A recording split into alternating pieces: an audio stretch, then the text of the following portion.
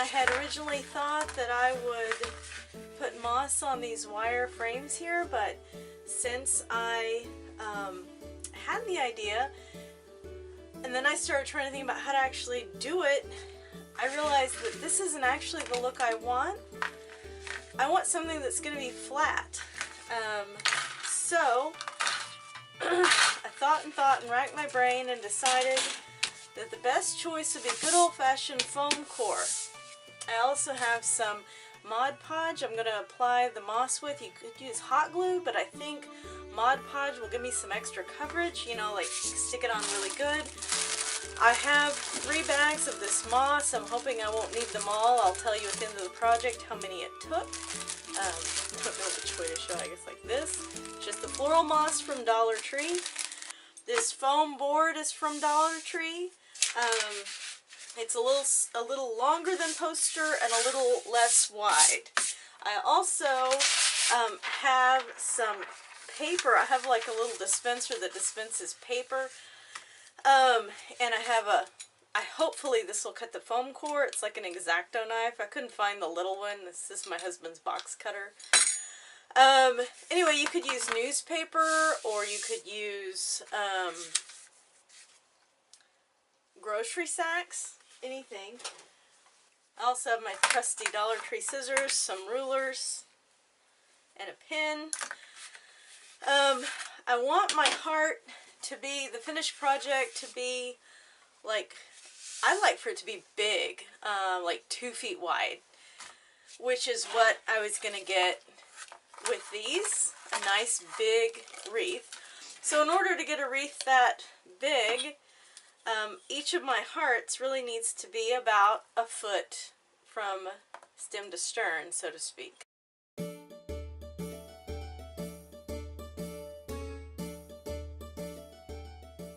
What I'm doing right now is I'm just folding this paper in half because hearts are symmetrical and I'm not really great at drawing symmetrical stuff, and you only have to, like, you draw half of it and then you cut it out and it comes out the same. So, I could just trace this, but that would be cheating because you don't have one to trace. So, here's what I'm going to do. I'll just give you some measurements.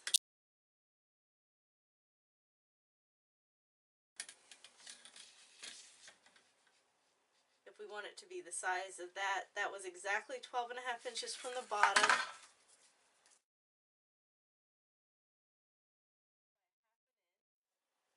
I guess this would be where the peak of the heart would go, and that is 4 inches in. So 4 inches, the center part, I'm making 11.5 inches from the bottom, and the peak itself will be 12.5 inches. Right, as my grandpa would say. Right, alright. And then this edge, we're making this 6.5 inches at the widest point. And I would say the widest point of the heart, we're looking right here, is about, 8 3/4 inches. This doesn't have to be exact, because what we're going to do is we're just going to make one, and then we're going to use the one to cut 3 pieces, not 3 pieces, to trace the 3 lobes of the shamrock thingy. Okay, so here we go.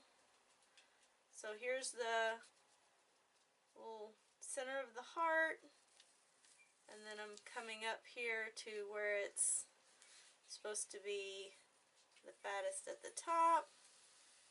And back down here. And now I'm going to come from the bottom. Uh-oh. Don't like that line, so I'm going to make a different one.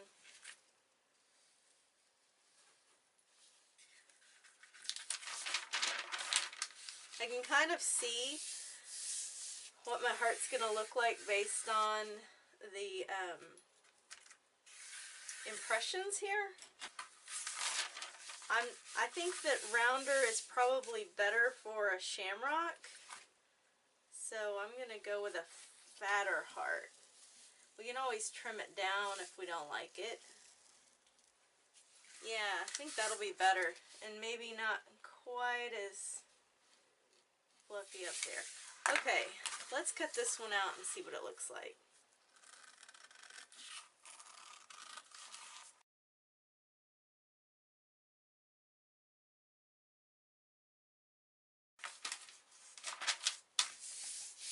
Okay, so here's our heart. The plan is to trace this heart out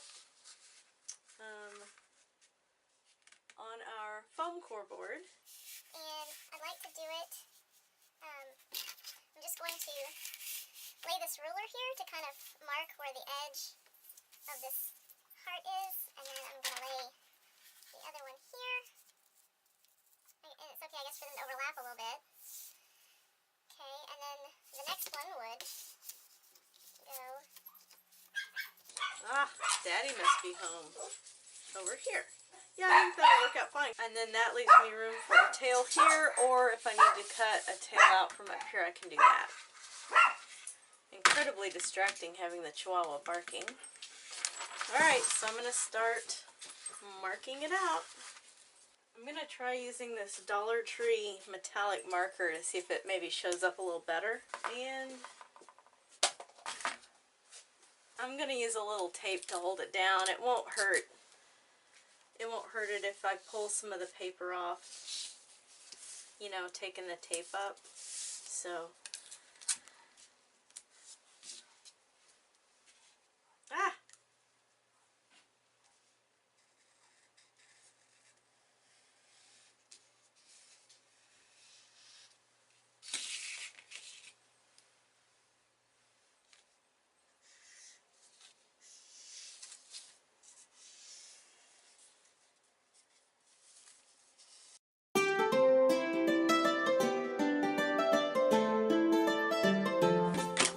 I picked black is because if the green doesn't cover it completely, it won't be as big a deal as if it was white.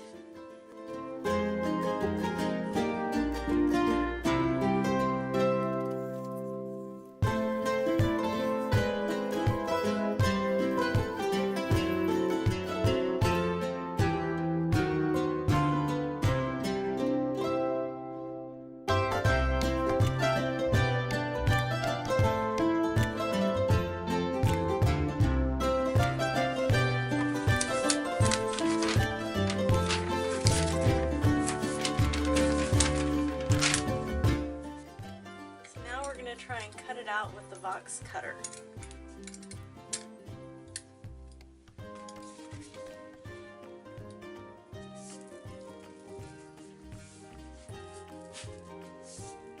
That's not working. Should have tried an experiment first. Besides, we want a stem here, don't we?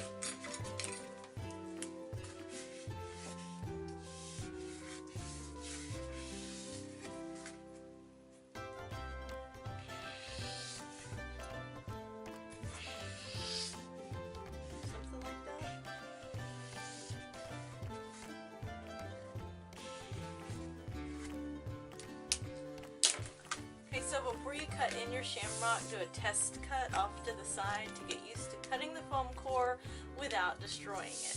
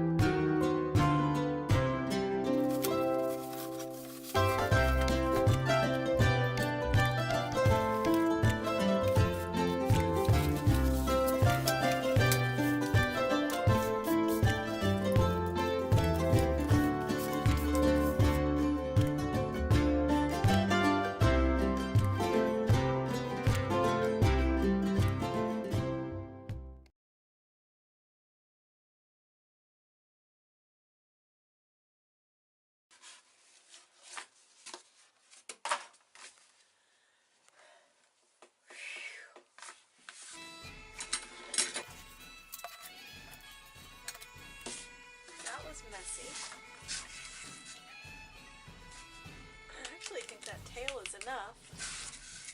Now for the really messy part.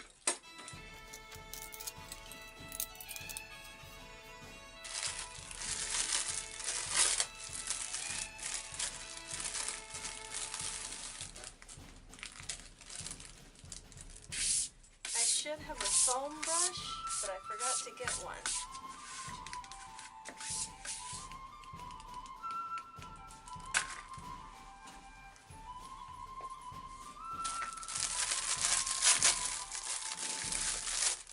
Try one of these.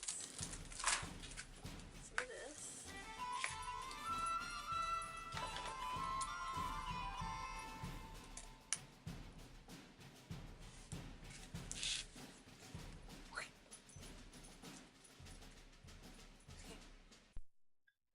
This is a very messy project, so you really should probably have newspapers spread out underneath your shamrock.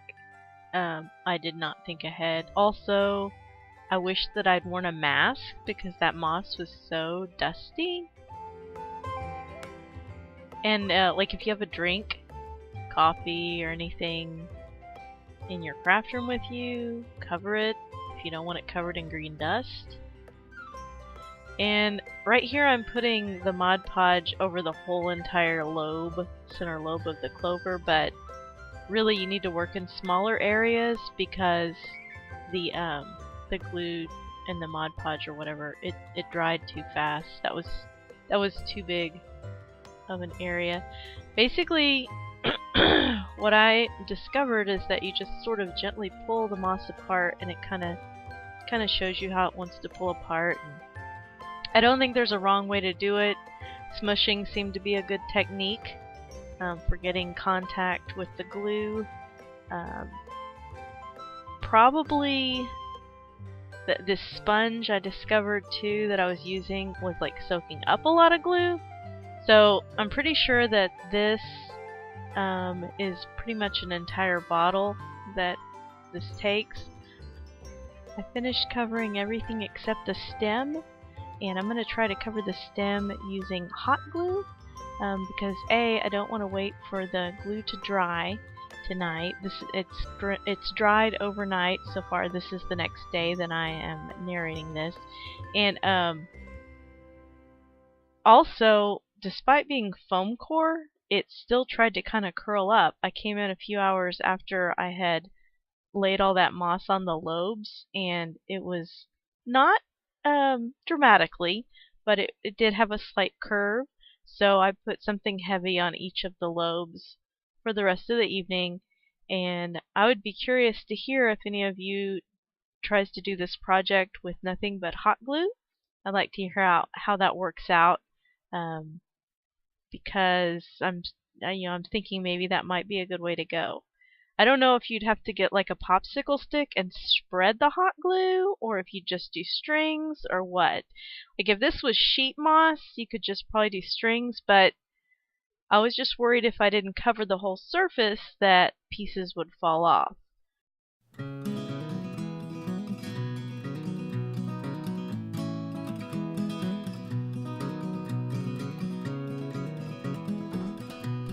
Well, my memory card got full, so the camera cut off before I finished filling all the leaves of the clover, but here it is the next day. It's all done. The edges and the stem are the only things that need to be done. I decided to try the hot glue technique on the stem, and it worked pretty good. It used a lot of glue though, and my glue gun it's really an old glue gun, and it was kind of hard to get, like it was kind of hard on my hand. It's hard to squeeze for some reason. I may need a new glue gun. You see here I'm using scissors to press down because you can burn yourself so easy, and it's not like you can like pull back from the glue and be like, oh, I burned myself, I'm gonna pull away.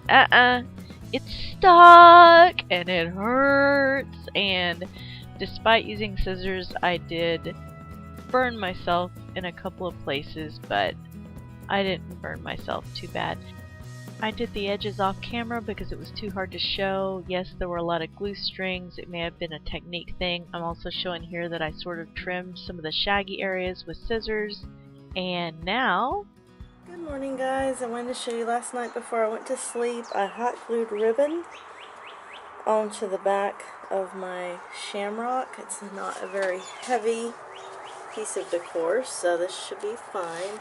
This is just some very thin, papery, almost ribbon that was given to me by my cousin, who's always purging, getting rid of things. This is just some Dollar Tree felt I had, and I thought that would help anchor it, keep it from pulling away. Now I'm going to hang it. I got this hanger, this magnetic hanger. I believe I got it at Hobby Lobby a few years ago. That's what we'll be using. And here it is on my front door. I think it looks really good. You could also add a letter, like for a monogram, or you could add you could add the word like luck or something like that. I got this hello at the Target dollar spot last spring, and I used to have the word spring there. At Christmas I had fa la la from Target dollar spot, and I came up with, I picked some words, some letters from Michael's and spelled out the word winter and hot glued them together, but I never got it put out because we were so busy and sick and everything. But anyway, here's what it looks like. It's just about time to pull the word spring back out and hook it back on, and I'm pretty pleased with this. Alright, see y'all later. And happy St. Patty's Day. When the hubby left for work, he said that it didn't show up too well from the street against our brown front door, so he suggested I put something behind it, and I went to our our wrapping paper stash, and we had this plaid, this happy cheery plaid that we'd gotten at First Monday Trade Days in Canton. Very thick roll, so I didn't feel guilty about using it. I think it looks good, and it's cool that it's like a plaid. I don't know, is that an Irish thing? Or is that just a Scottish thing? Am I being really offensive by having a plaid? Anyway, the Shamrock shows up better. Happy, happy, cheery front door. Happy St. Patrick's Day.